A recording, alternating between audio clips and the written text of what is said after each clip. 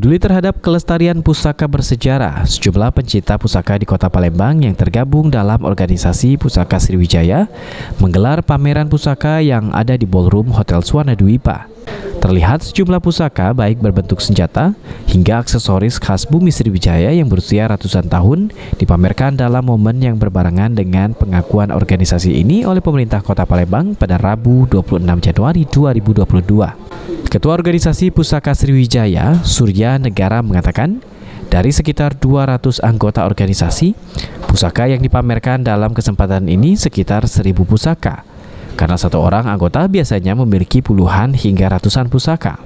Tak hanya pusaka yang sudah lumrah di tengah masyarakat seperti keris, pedang, badik, dan khas Sriwijaya lainnya, beberapa pusaka yang belum diketahui pun dipamerkan, seperti lar bangun, rudus, hingga katga pusaka peninggalan abad ketiga atau bertepatan dengan masa pemerintahan Kerajaan Sriwijaya.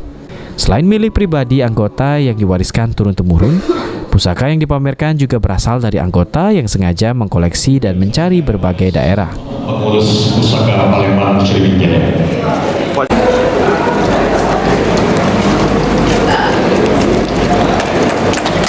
Yang dengan bukannya semangat ya Bapak Muhammad Salahuddin Al-Ayyubi.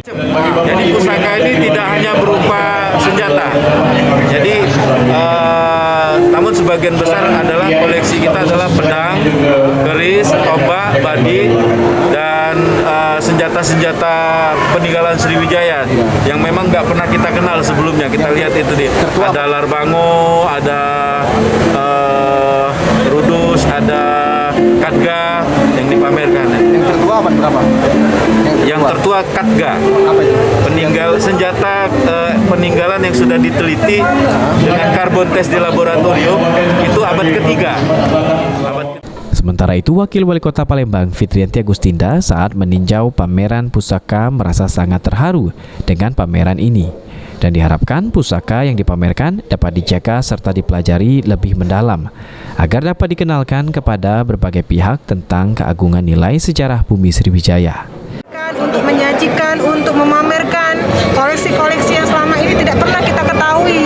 Dan ternyata Kota Palembang, Sriwijaya masih betul-betul memiliki banyak sekali barang-barang koleksi yang sangat mempunyai nilai sejarah tinggi. Nah, kami berharap nanti bisa berkesempatan kawan-kawan memamerkan dan juga menggambarkan secara detail, data-datanya dilengkapi. Misalnya keris, itu keris ditemukan tahun berapa? Siapa yang kira-kira tahun itu bisa memiliki keris itu? Apakah memang masyarakat biasa atau memang orang-orang yang seperti ada ningrat, kesultanan dan sebagainya. Jadi data-datanya harus lengkap. Tidak bisa disajikan seperti itu saja. Masyarakat awam harus tahu, orang-orang luar harus tahu tentang secara detail mengenai sejarah itu. Sandi Pratama, PAL TV.